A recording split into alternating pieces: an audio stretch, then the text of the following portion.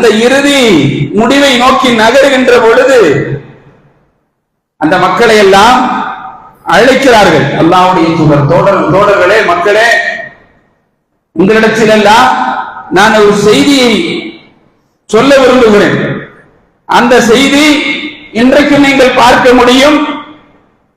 இறுதி உரையாக நிகழ்த்தப்பட்டு வரலாற்று ஏடுகளில் வர்ணிக்க முடியாத அளவிற்கு வைர வரிகளால் பொறிக்கப்பட்டு இன்றளவும் பாதுகாக்கப்பட்டு நம்பிக்கையாளர்களுடைய ஜீவ நாடியாக அந்த உரை விளங்கிக் கொண்டிருக்கிறது என்று சொன்னால், அந்த இறுதி பேருரையை நாம் என்ன சொல்லி முடிப்பது? சகோதரர்கள், அல்லாஹ்வுடைய தூதருடைய இறுதி பேருரை, அந்த பேருரைக்குள் நாம் போக விரும்பவில்லை. காரணம் என்னவென்று சொன்னால், அதை சொல்லிக்கொண்டே போகக்கூடிய மணிக்கணக்கான செய்திகள் இருக்கிறது.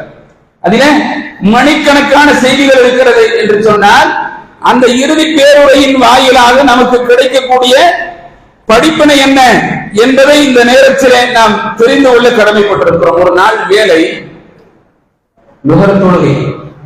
லுஹர் தொழுகை முடிந்து ரசூலுல்லாஹி ஸல்லல்லாஹு அலைஹி வஸல்லம் அவர்கள் எல்லா தோழர்களையும் அழைத்துக் கொண்டுதான் மக்காவில் நுழைந்திருக்கிறார்கள்.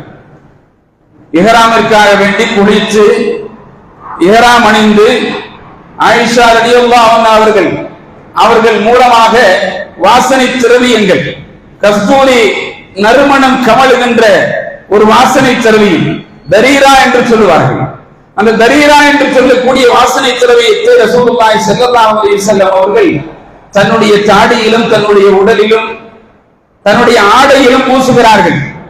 அந்த நறுமணத்தின் மினுமினுப்பு, அந்த வாசனை திரவியத்துடைய நறுமணத்தின் மினுமினுப்பு ரசூலுல்லாஹி ஸல்லல்லாஹு அலைஹி வஸல்லம் அவர்களுடைய தாடியில், அவருடைய முகத்தில் அப்படியே தெளிவாக காண முடிகிறது. ஆயிஷா ரலியல்லாஹு அன்ஹா பார்க்கிறார்கள், இதற்கு முன்னால் அல்லாஹ்வுடைய தூதர் இப்படி ஒரு அதிகப்படியான மினுமினுப்போடு பார்த்ததில்லை, அதிகப்படியான மினுமினுப்போடு பார்த்ததில்லை. ஏன்?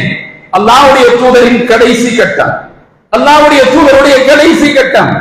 யோசித்து பாருங்கள், ரசூலுல்லாஹி ஸல்லல்லாஹு அலைஹி வஸல்லம் அவர்கள் தனக்கென்று ஒரு ஆடையை எடுத்துக்கொண்டு, ஒரு கையிலே எடுத்துக்கொண்டு கட்டி தன் மேல் ஒரு போர்வையா போன்ற ஒரு ஆடை, போர்வை போன்ற ஒரு ஆடையை போர்த்தி கொண்டு ரசூலுல்லாஹி ஸல்லல்லாஹு அலைஹி வஸல்லம் அவர்கள் அந்த மக்களை நோக்கி நடந்தார்கள் என்பதை நாம் பார்க்கிறோம். அந்த இடத்தில் அல்லாஹ்வுடைய தூதர் நின்று ஆற்றுகிற உரை ஹஜ்ஜத்துல் விதா, கடைசி உரை என்று சொன்னால், ரசூலுல்லாஹி ஸல்லல்லாஹு அலைஹி வஸல்லம் அவர்கள் அந்த மக்களை பார்த்து சொன்னார்கள், மக்களே, ஐயோ